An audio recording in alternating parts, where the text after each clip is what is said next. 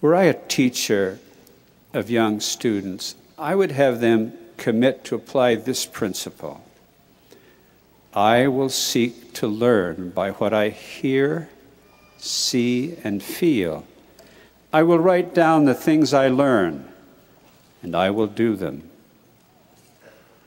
You'd want to explain these different avenues of communication.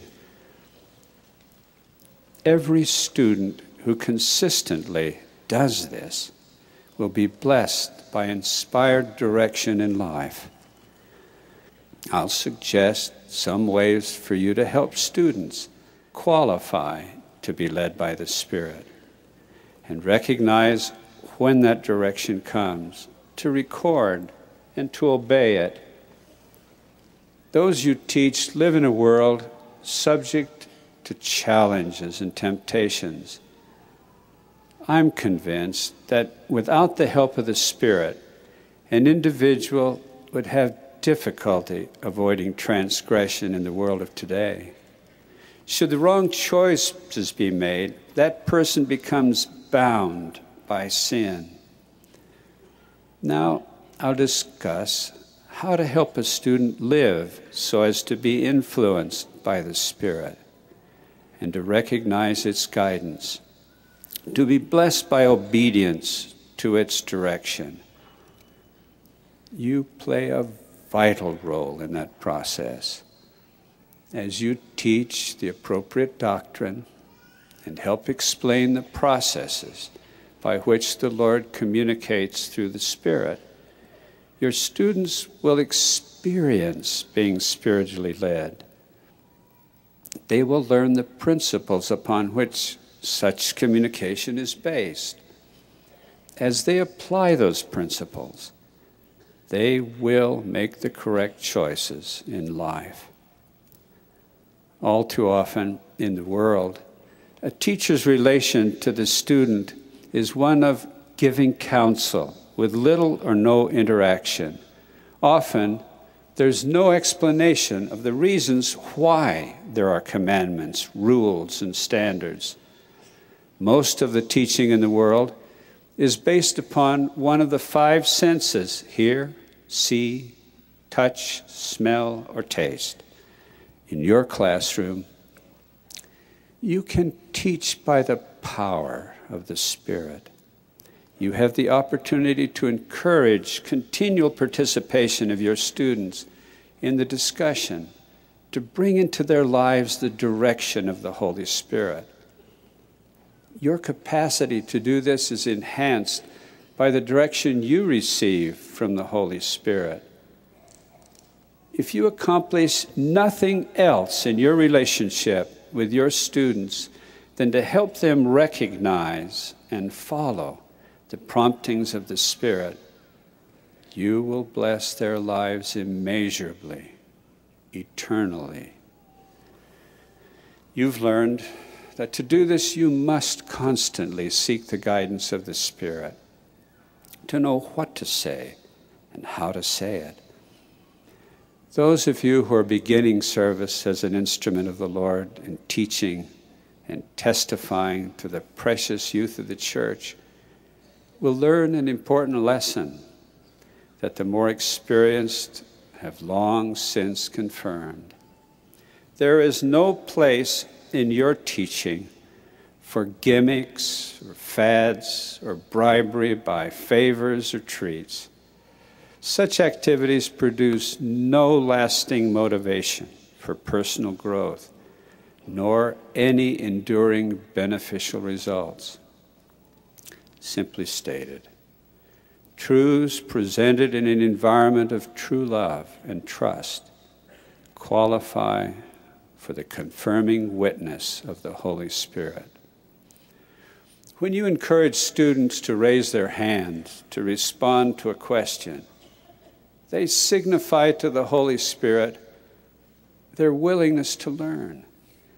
That use of moral agency will allow the Spirit to motivate and give them more powerful guidance during your time together. Participation allows individuals to experience being led by the Spirit. They learn to recognize and feel what spiritual guidance is. It is through the repeated process of feeling impressions, recording them, and obeying them that one learns to depend upon direction of the Spirit more than on communication through the five senses. I would now like to lay a doctrinal foundation for which we will share together. You may find some of this helpful to use with your students. If this instruction is transcribed, I will encourage the inclusion of all of the visuals used tonight. The Savior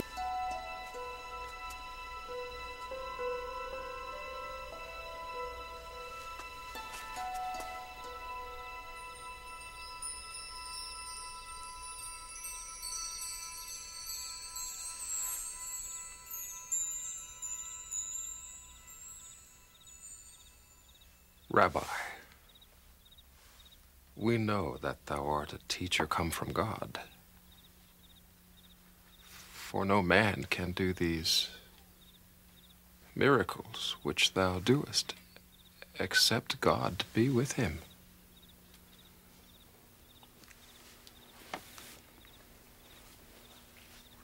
Verily, verily, I say unto thee,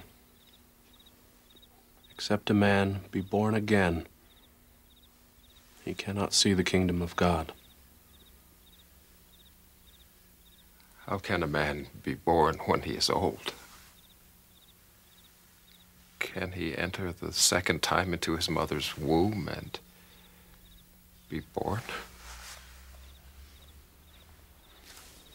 Verily, verily, I say unto thee, except a man be born of water and the Spirit, he cannot enter into the kingdom of God. That which is born of the flesh is flesh, and that which is born of the Spirit is spirit.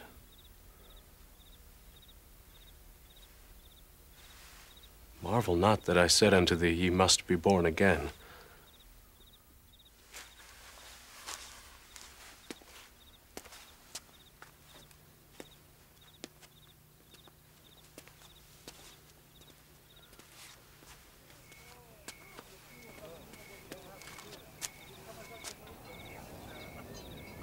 The wind bloweth where it listeth, and thou hearest the sound thereof, canst not tell whence it cometh and whither it goeth. So is everyone who is born of the Spirit. How can these things be?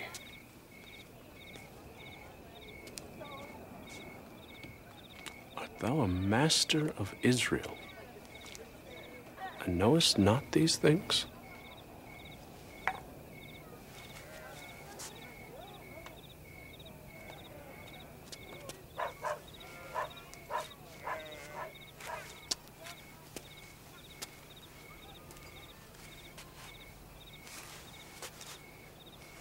Verily, verily, I say unto thee, we speak that we do know, and testify that we have seen,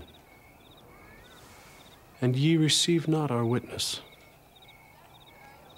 If I have told you earthly things, and ye believe not, how shall ye believe if I tell you heavenly things?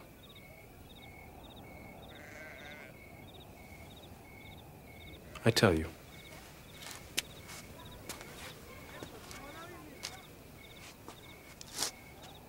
no man hath ascended up to heaven, but he who came down from heaven, the Son of Man who is in heaven.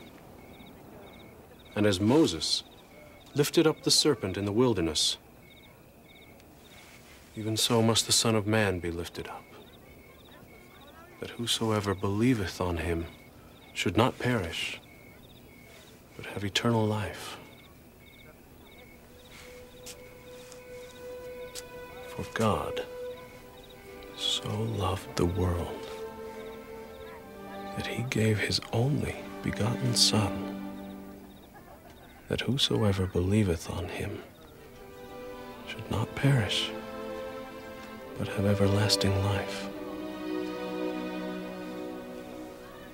For God sent not his Son into the world to condemn the world, but that the world through him might be saved. He who believeth on him is not condemned, but he who believeth not is condemned already, because he hath not believed on the name of the only begotten Son of God, which was before preached by the mouth of the holy prophets.